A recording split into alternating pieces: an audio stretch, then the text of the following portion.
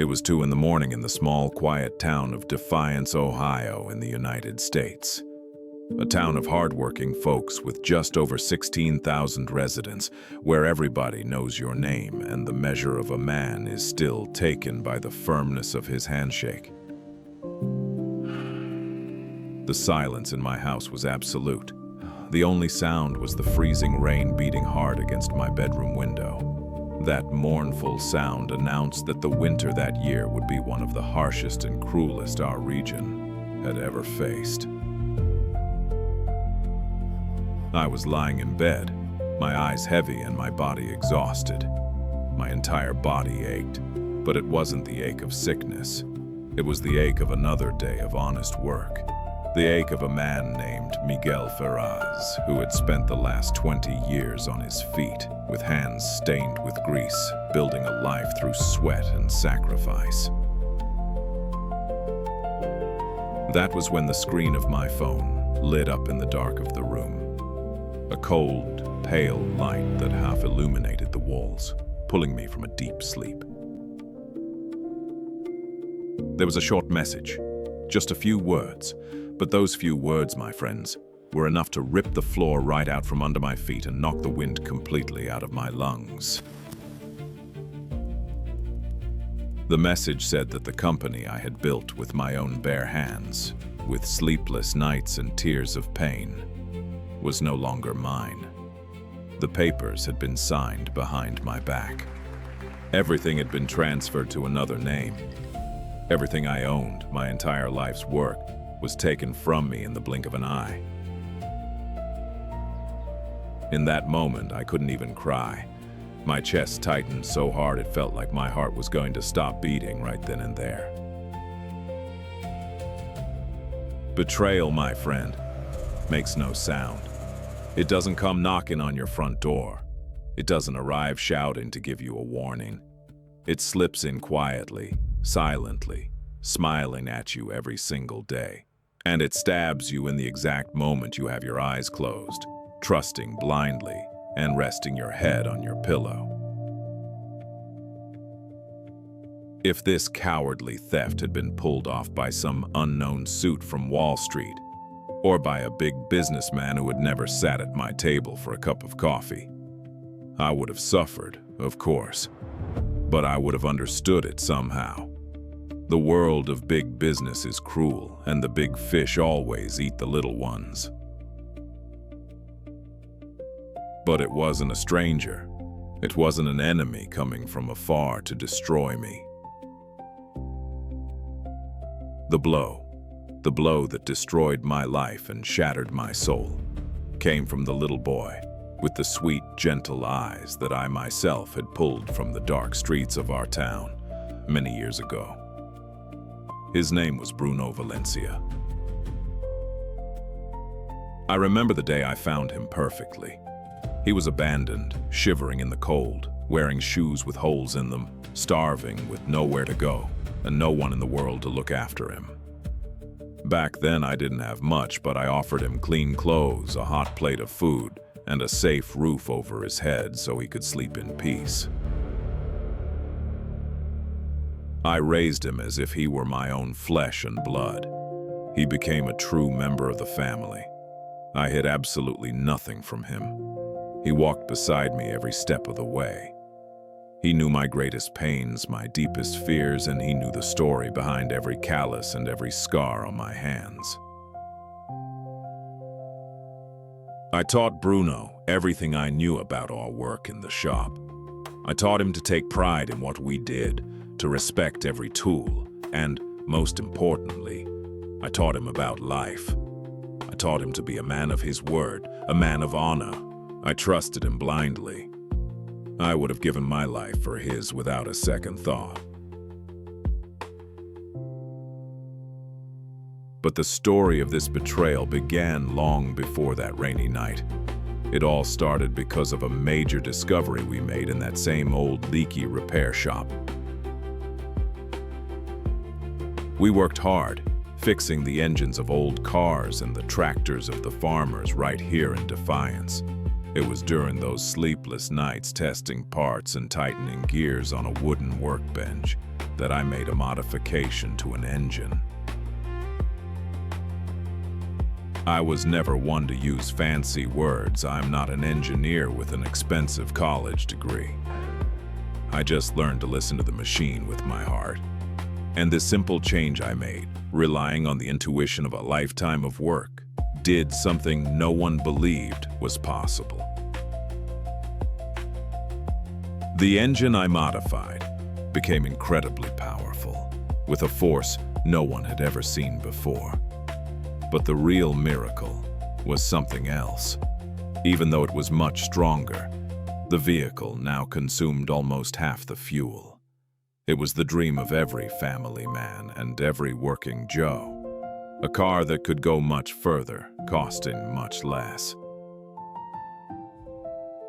I remember those cold early mornings when Bruno would hold the flashlight for me. The steam would rise from our mouths as we breathed in the freezing Ohio air. I would tell him, "Bruno, the secret isn't in forcing the metal. The secret is in letting the machine breathe in peace." He would pay attention, his eyes shining with admiration. At least, that's what I thought. The farmers who were struggling with the high cost of gas to harvest their crops couldn't believe it.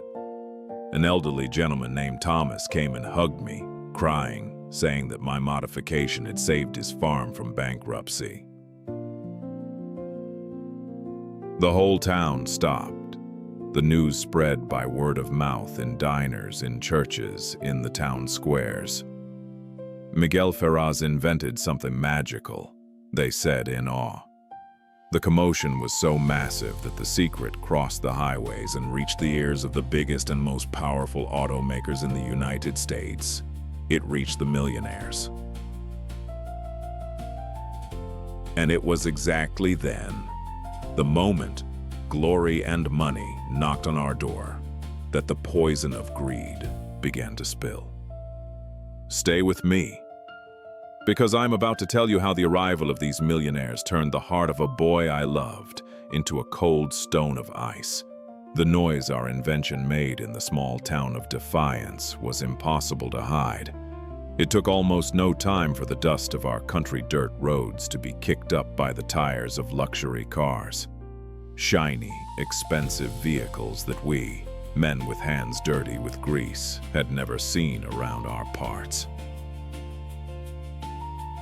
They were the directors of the biggest automakers in the United States. Men in impeccable suits, perfectly clean shoes that had never stepped in the mud, wearing gold watches that cost far more than my entire old shop. They left their fancy offices in the big cities and traveled all the way to our humble shed because they wanted our secret. They knew the modification I had made to those engines would change the world. And they needed Miguel Ferraz's invention for their new ambitious million-dollar launches. I remember the day we sat around an old wooden table, full of scratches and tool marks, to talk with them. The suits placed a fine leather briefcase on the table and pulled out a massive contract. It had so many pages it looked more like a holy book. They talked about millions and millions of dollars. They talked about buying my technology, patenting my discovery, turning my small neighborhood shop into a giant industry with global reach. It was the kind of money that changes not just the life of a simple man, but the destiny of all the generations of his family yet to be born. In that exact moment, holding the fine ink pen in my thick, calloused hands, about to sign the document that would change absolutely everything forever, I stopped. I took a deep breath and looked to my side.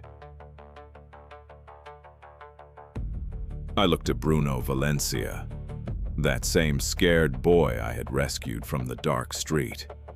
The boy who held the flashlight for me in the biting winter cold, shivering right beside me.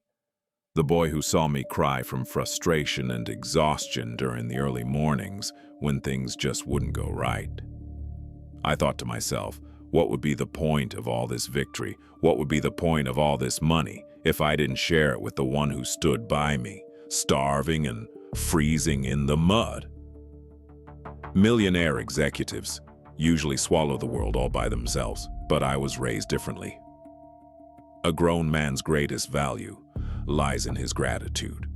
And in an act of purely blind love, a genuine act of a father protecting a son, I demanded that the $1 million contract be rewritten right then and there, in front of everyone. I slammed my hand on the table and told the suits, "This company and this invention are not just mine, half of everything. Exactly 50% of this money belongs to my boy Bruno." Bruno looked at me in shock.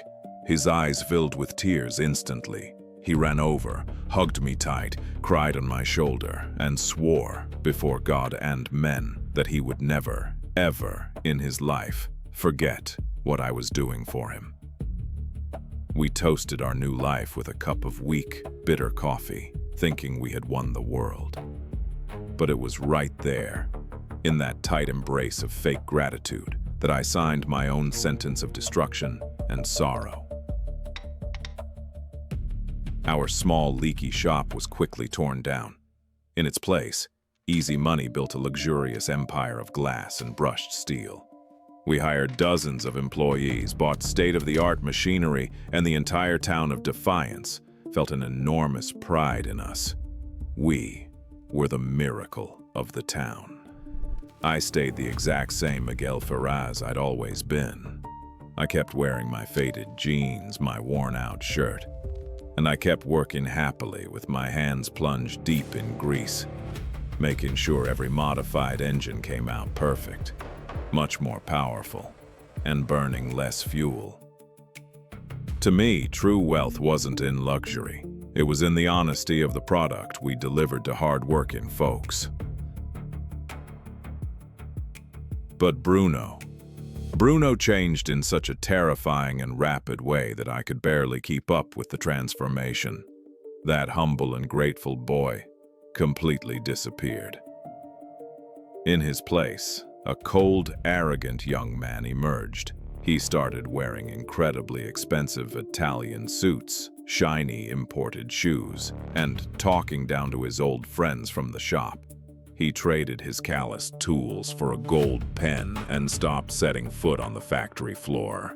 He started speaking a corporate language that I, a simple man, didn't understand. He used big words from the world of high business, talked about the stock market and assets, all to confuse me and make me feel small. He started flying first class with ruthless investors while I stayed in the shed, taking care of the sweat and the heavy, dirty work. Money, my friend, is like a dangerous acid. When it drips onto a heart that deep down is empty and ambitious, it melts away any trace of loyalty, of family love, and of gratitude that might exist there. And Bruno, who once was a sweet, grateful survivor, quickly morphed into a monster in a suit and tie, hungry to devour and destroy the very man who once reached out a hand to him in his hour of despair. But I still couldn't see the malice in him, and it was exactly that boundless kindness of mine that opened the doors to the greatest scam of my life. I will tell you how the trap closed on me in such a cowardly way. Off to the automakers, money rolled in. Our life in the small town of Defiance turned into an absolute hurricane. Our humble wooden shed was torn down. In its place, machines raised a gigantic factory. It was a modern building, made of brushed steel and dark glass. It looked like a fortress. The company grew so much that we employed almost half the families in our town. It was an empire, the empire of engines. But even with all that luxury around me, I never wanted anything to do with the president's chair. I refused to sit in those cold, air-conditioned offices. I set up a private laboratory for myself downstairs right near the shop floor. I called it Shop 7.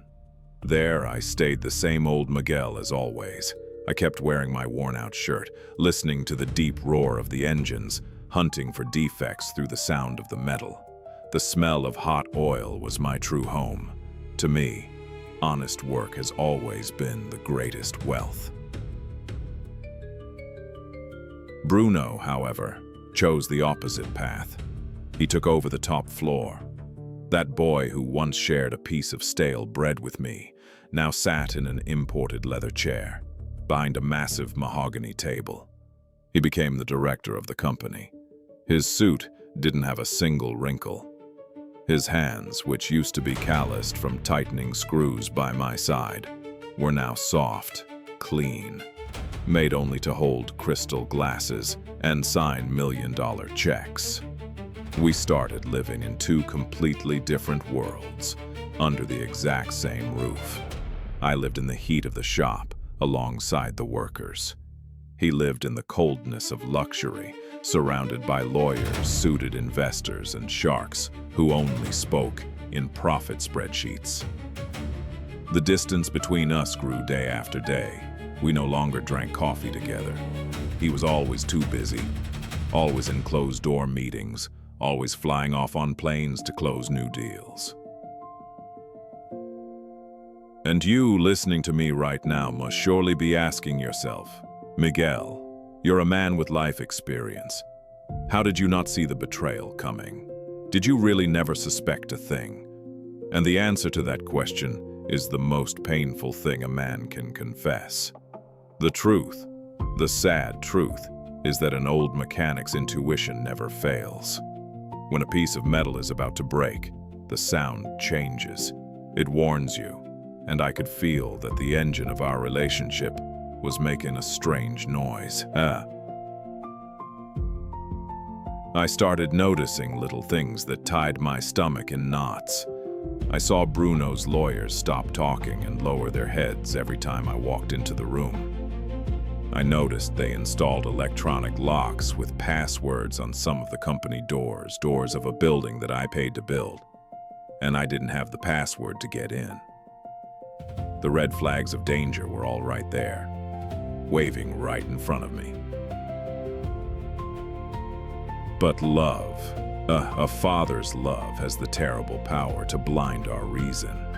When you truly love someone, when you've held that person in your arms during the worst days of their life, you silence your own intuition. You'd rather doubt your own eyes than doubt the character of the one you love. We always find an excuse. He's just stressed with work, I would tell myself. He would never hurt old Miguel. Until the eve of the launch of our biggest and newest engine arrived. The day the trap, which had been set silently in the dark, finally closed around my neck. It was late on a cold afternoon. I was downstairs in Shop 7, with my hands dirty with grease, adjusting the final details of a part. Suddenly, the door opened. It was Bruno. He was accompanied by 3 very well-dressed lawyers. They carried black leather briefcases and had a rushed energy that made me anxious. The air grew heavy instantly. It was a suspense that sent shivers down my spine. Bruno approached, placed his hand on my shoulder with a smile that didn't reach his eyes, and scattered a bunch of papers across my workbench. "Dad," he called me. He knew exactly what word to use to disarm my heart. "Dad, we need you to sign these papers quickly. It's just a bureaucratic formality to protect our patents and shield our money from government taxes. The investors demand this for tomorrow's launch." The lawyers started talking fast, running over their words, tossing complicated terms into the air. They said it was a legal protection, a temporary security transfer. All done in a way so I wouldn't have time to think, wouldn't have time to read the fine print. I looked at those papers. I took the pen Bruno handed me. My hand hesitated for a split second. A bad chill ran up my spine. My intuition was screaming, "Don't sign it, Miguel, don't sign it." But I looked deep into Bruno's eyes. The same eyes of that scared little boy from Defiance. And like I told you, family doesn't ask for a receipt of trust. I gripped the pen, smudged the white paper with the grease from my fingers, and signed my name. I didn't know it, but by giving that signature, I was placing a loaded gun into the hands of my own executioner.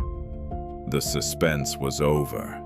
The silent betrayal was officially complete. And the hell in my life was only a few hours away from beginning. The morning after that cursed signature, the town of Defiance woke up to a celebration. The sky was clear, but my heart was heavy, squeezed by an anguish I couldn't explain. Our factory was fully decorated. Huge banners waved at the entrance, and a crowd of reporters, photographers, and millionaire investors squeezed into the courtyard for the grand launch of our new engine. The event was taking place upstairs in the glass hall, complete with expensive champagne and luxurious speeches. But I don't care for parties. I'm a man of the shop floor. While they were toasting upstairs, I went down to my old quiet shop 7 to do one last check on the machines that were going to be delivered. That was when I turned the engine on, and the exact moment the machine fired up, my blood ran cold. The sound was wrong. To an ordinary person, it was just noise. But to me, a man who spent his entire life listening to the heartbeat of metal, that engine was sick. It made a metallic hiss, a thin, strange vibration. I shut the machine off immediately. I grabbed my tools, opened the engine block, and what I saw inside knocked the wind out of me. The internal parts, the ones that sustained all the strength and power of my invention, had been swapped. Instead of the strong, high-quality steel I had ordered, they had put in cheap parts, made of weak, trashy material. Parts that would never survive the harsh, freezing winter on the roads. Parts that, under pressure, would shatter and could cost the lives of the fathers and mothers driving those cars. Rage and despair took hold of me. I dropped the tools on the floor and sprinted up the stairs. I pushed past the hallways, ignoring the security guards and the startled secretaries, until I threw open the heavy doors of the director's office. Inside, Bruno was standing, his back to the door, looking out at the town through the glass window. He was holding a glass of champagne. He was wearing his Italian suit and looked calm, a little too calm. "What did you do?" I yelled, my voice breaking, feeling my hands shake with righteous anger. "You swapped the engine parts for cheap garbage. You are putting people's lives at risk to save a few dollars. You are destroying the name and the honor we spent a lifetime building." I expected him to be startled. I expected him to lower his head, to cry, to beg for forgiveness for his greed. But what happened next was the worst pain I have ever felt in my life, a pain 1,000 times worse than death. Bruno turned around slowly. He wasn't ashamed. He looked at me with a cold, cynical smile that tore through my soul. He took a sip of champagne, walked over to the mahogany table, and opened a drawer. From inside, he pulled out the black folder containing the documents I had signed the afternoon before. He tossed the papers onto the desk. "Honor doesn't pay dividends to our investors, Miguel," he said. He didn't even call me Dad. "The business world is for those with a strong stomach. We needed to cut costs to increase profit. And if you don't like how my company operates, you can grab your things and leave." "Your company?" I asked, feeling the hot tears of hatred and sorrow stream down my wrinkled face. "Yes, Miguel. Mine," he replied, tapping his finger right on top of my own signature on the contract. "Yesterday you signed over the full transfer of the rights, the patents, and the control of the factory to my name. You handed me the keys to the empire. You're out. It's over." The silence that took over that room was deafening. I looked at that boy I raised, the one I loved with all my strength, and I didn't recognize him. The sweet kid had died. There, standing in front of me, was nothing but a monster with a heart of ice. Before I could say another word, the door opened behind me. 2 massive security guards, men I had hired myself, stepped into the room. They looked at the floor with pity, but they grabbed my arms. "Mr. Ferraz," one of them said in a low voice, "we have orders to escort you to the street." I was dragged out of the building I built brick by brick. I walked through the lobby full of employees with their heads down, too ashamed to look me in the eyes. I was thrown outside the iron gates. I left with nothing but the grease-stained clothes on my back. It started to rain hard. The freezing wind of northern Ohio cut my skin. But the real cold, the cold that freezes your bones, was inside my chest.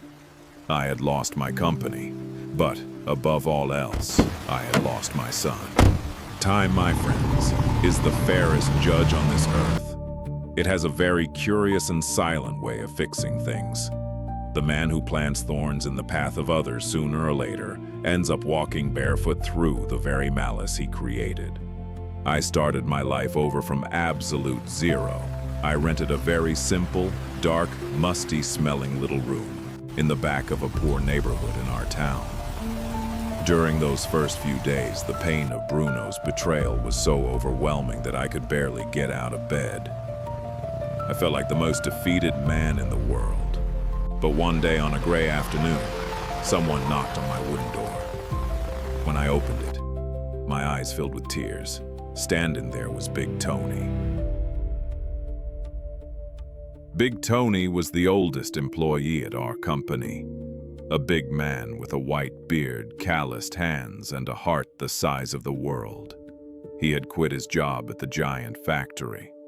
He walked away from the high salary, the stability, and the comfort, tossed his badge on the desk of the suits, and came looking for me.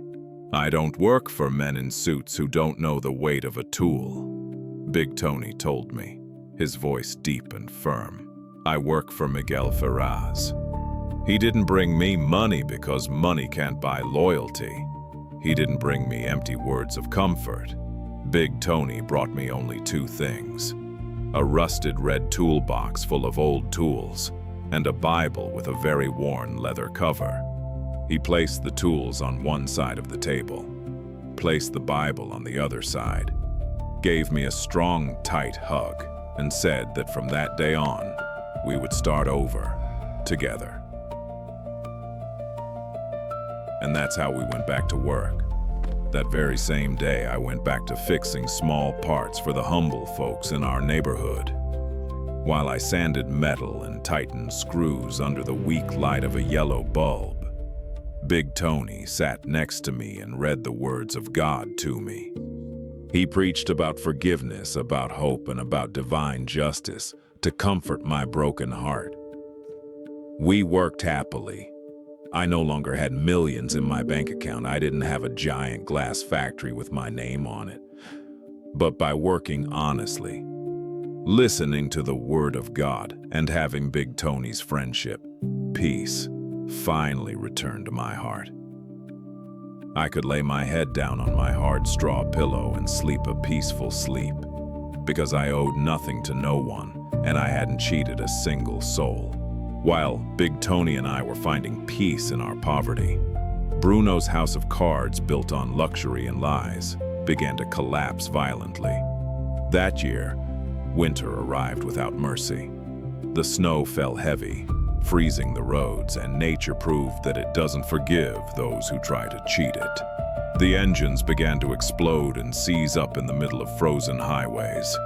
The disaster was absolute. The factory turned into utter chaos.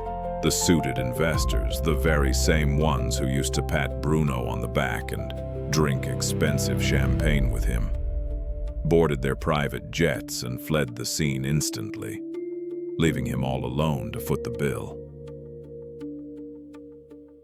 The money vanished overnight. The debts rolled in like an avalanche of snow. The main automaker demanded a fortune in court.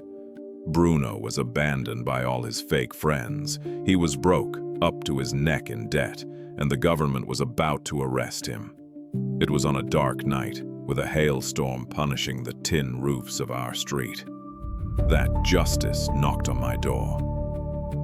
Big Tony and I were drinking hot coffee, listening to the sound of the rain, when we heard loud, desperate pounding on the door. When Big Tony opened it, the shock was immense. Standing there under the freezing rain was Bruno. His ridiculously expensive Italian suit was completely torn, soaked, and heavy with mud. His face, which used to wear the cynical smile of a director, was destroyed by despair. As soon as he locked eyes with me, his legs gave out. That arrogant man lost all his strength. He fell to his knees on the hard cement floor of my house, right in front of Big Tony and me. He hid his face in his hands and started to cry. He sobbed so loud that his pain cut straight to the soul. The big businessman had vanished, and there on the floor was just a boy in a panic, begging to be saved. "I ruined everything. Please help me," Bruno sobbed, kneeling on the cold floor, not having the courage to lift his eyes to look at me. Big Tony looked at me in silence. In the eyes of my old friend, I saw the answer I needed. Revenge is a poison that destroys the soul of the one carrying it. I would not be the monster they wanted me to be. I took a deep breath, reached out my calloused, grease-stained hands, grabbed Bruno by the arms and pulled him off the floor. The pride of that great executive had been crushed, and all that was left there was a boy needing comfort. I pulled up a wooden chair and we sat at my humble table. Looking deep into his eyes, which were red and desperate from the rain and the crying, I asked with a calm, welcoming voice, "Tell me, my son, take a breath, and tell me everything that's happening." Bruno swallowed his tears, trying to catch his breath. He opened his laptop computer, his hands shaking violently, and showed me the factory's engine manufacturing system. He pointed at the alerts on the screen, explaining the disaster that was destroying everything.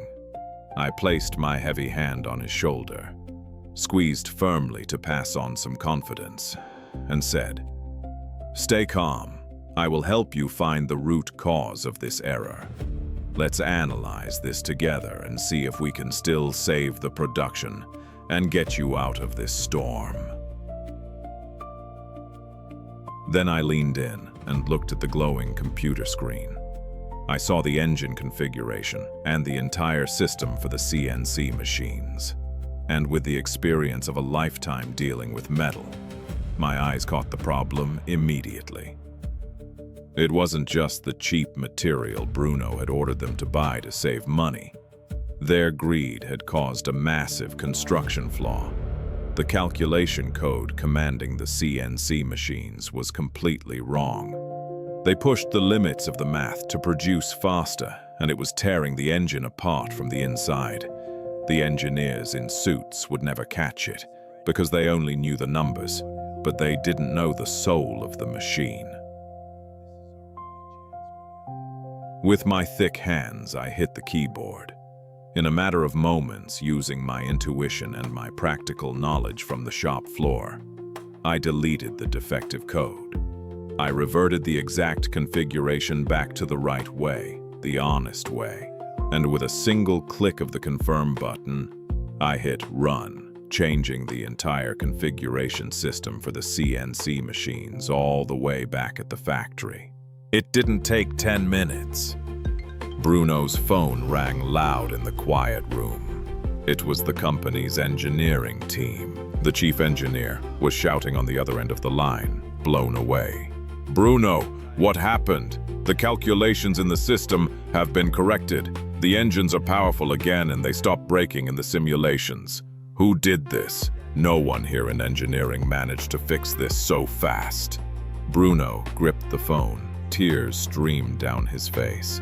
He looked at me, broke into a wide smile of relief, and answered with a voice full of joy, his chest swelling with pride. It was my dad. It was Miguel Ferraz, the man who has always been at the front of everything. He hung up the phone. The good, light silence returned to the room. Bruno walked over to me, now with a true heart. The arrogant face was gone, and I saw once again the expression of that same scared boy I met on Old Laranjera Street in the freezing winter of 2004. "Forgive me," he whispered, his voice breaking. "Forgive me again, Dad. I lost myself in the middle of so much luxury. I forgot how important you are in my life. I will give you back everything that's yours.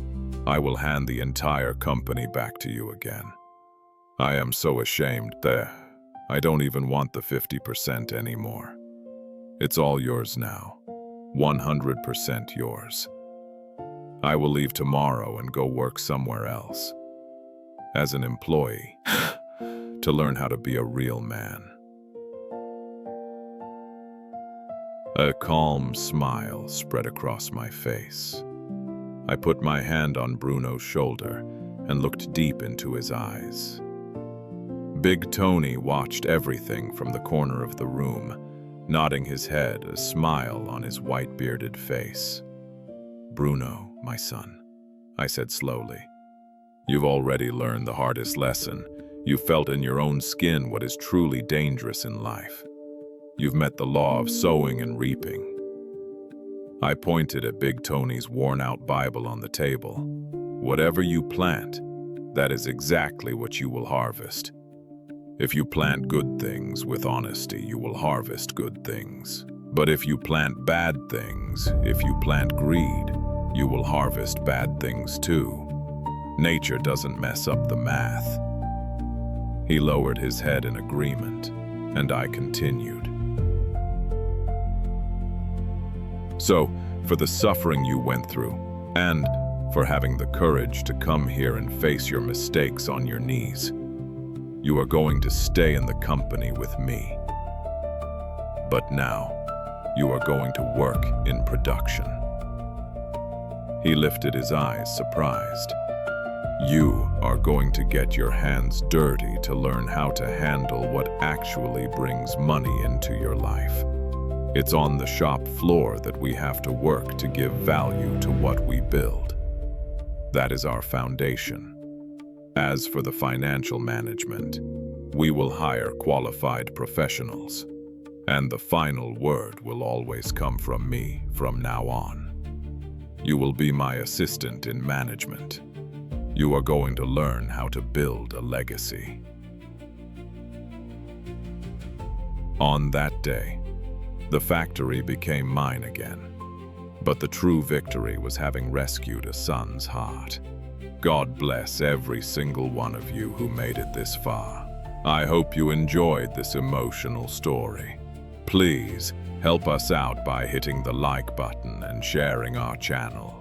God be with you, and until next time, folks.